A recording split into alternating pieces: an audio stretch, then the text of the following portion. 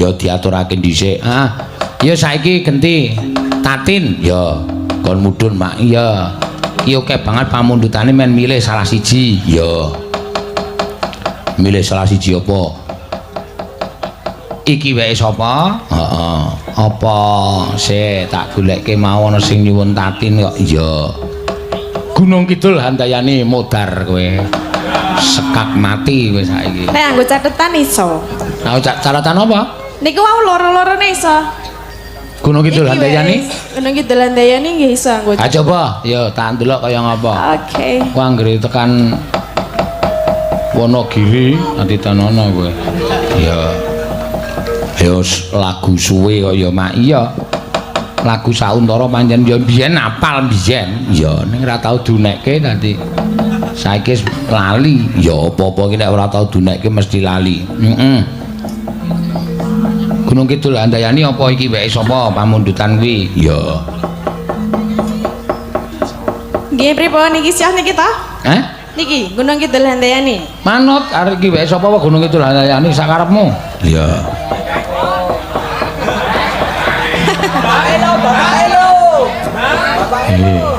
Sing bapake sapa? Ika Ragil, ibu-ibu kader PKK RW 07 PWKS Semarang. Ya. Ki sing nyuwun Gunung Kidul Handayani. Nggih. Nek sing iki wae sapa? Saka Pak Daryono saking Sembungharjo Semarang bawah. Nyuwun tembang iki wae sapa? Oh iya, matur sembah nuwun. Gunung Kidul Handayani? Oh nggih. Nah, ya.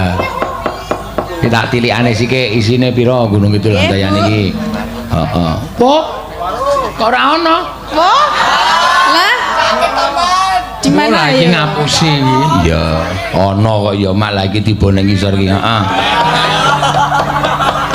Sok ilang-ilang. Ya, nek bener kabeh, PN kabeh. Nek ora bener iki 150 nggo wong loro. Iya. Nggo wong loro sapa? Karo aku, lah rumasane padha kira. Nggih nek ra bener ya ra apa-apa wong ora tau metu kok. Hah? Lagune mboten tau metu. Sithik ora tau metu. Ya mesti metu. Nek biyen nggih. Saiki Nggih pripun, Pak? Oh, nggih. Kula mriku nama jenengan mriki. Oh, siap.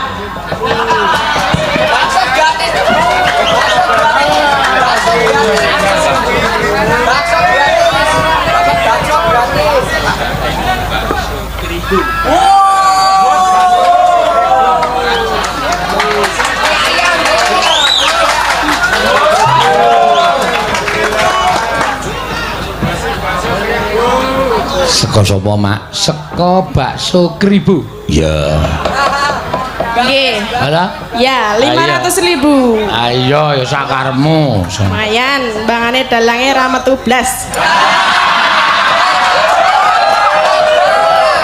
Ya ben dinengke wae no. Iya. Rasa disauri wis. Iya. Ya iki rasa dijaluk lho berarti ya. Nggih mboten niki. Nek ra dikekke iki ra tak lagokke lho. Aku kok malak men to. Lah ya kuwi rezeki. Wis entuk 500 kok kene 150 wis arep dijaluk banget. Jenengan purun 150. Ah gelem. Ha kene wong dalang kondang kok 150 wis dipangan. Ah sakarepku kok ya.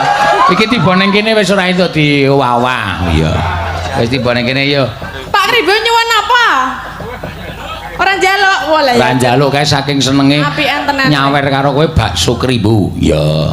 Nggih mugi-mugi baksone laris nggih Pak nggih. Ampun percaya nek ming dongane sinden ora mandi. Lah terus dongane sapa sing Ayo lumantar aku wong nang kene iki dirijene aku. Oh, berarti ora mandi iki. Ora mandi. Jenengan ndongake mboten? Tak dongake gandeng wis mari karo kowe bakso Kribo laris. Bakso Kribo iku rame ning Semarang kok ning Yojo wae ana. Nggih. Nan.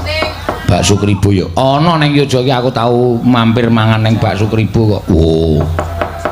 Pas poso-poso. Lho. Oh, poso kok maaf lho. Berarti ra poso. Ah pas ora poso wong aku ya mesake Pak Kribo kok ngawe-awe kae ngopo aku. Barang tak Jenengan kok parani ra iki. poso napa? Lagi em po? Wes, jangan. Lagi Ora males maksudnya. Ya kadang kala wong mau ora sahur kok ora kuat kok ya. Iya. Wong poso ki ya manut karo Masa kekuatan. ketake gede dhuwur ngono ora kuat poso. Wis ki kok malah ngurusi poso ki ngopo? Lah butuh. jenengan sing bahas jenengan lho. Butuhmu entuk dit 500 ki nembang sing apik malah ngurusi aku. Lah jenengan ngomong nek maem bakso pas poso lagi kula tanggapi to. Lah iya, ha nek pas ora poso aku ayo. Aku nek bar poso terus nyaur kok. Iya. Nyaur napa? Nyaur posone kuwi. Mpun entuk pinten? Sapa? Le nyaur. Lah urusanmu apa ta? Istilah poso meneh urung disaur lho. Ah wis wae kok ora apa dadak omong kowe mung kari nyaur kok dadak aku nyaur baca lho. Iya, rasa dadak omong-omong ngono ki tergantung ibadahe kok. Iya. Yo. Nggih, langsung nggih. Apa? Langsung. Ya, wis. Loro lho iki nggonanmu karo iki weke sapa lho engko? Ya. Sing saniki kabeh mboten ta? Saiki kabeh ya wis togek nembang kowe iki kok cerewet banget. Dalange oleh galak temen to iki lagi darah tinggi paling no ya. Lak mumbengi ra entuk dit ki apa soalé. Ya, mangga.